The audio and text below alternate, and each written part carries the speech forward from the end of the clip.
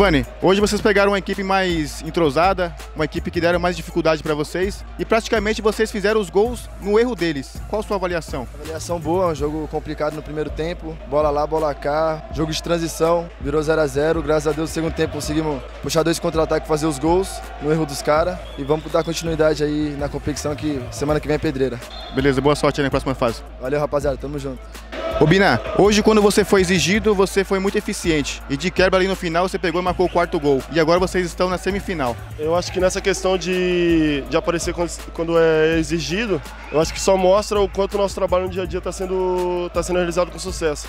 E ali no finalzinho ainda, graças a Deus, consegui ajudar a equipe ali com o gol e para finalizar ali com chave de ouro.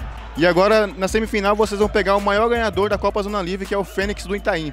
Como se preparar para esse jogo? Eu acho que na questão de preparação é o que nós estamos fazendo, trabalhando forte, focado. Eu acho que nós temos que entrar com respeito, mas não podemos ter medo dos caras não. Vamos para dentro deles. Beleza, boa sorte aí na próxima rodada. Valeu. E aqui é Raiz Forte.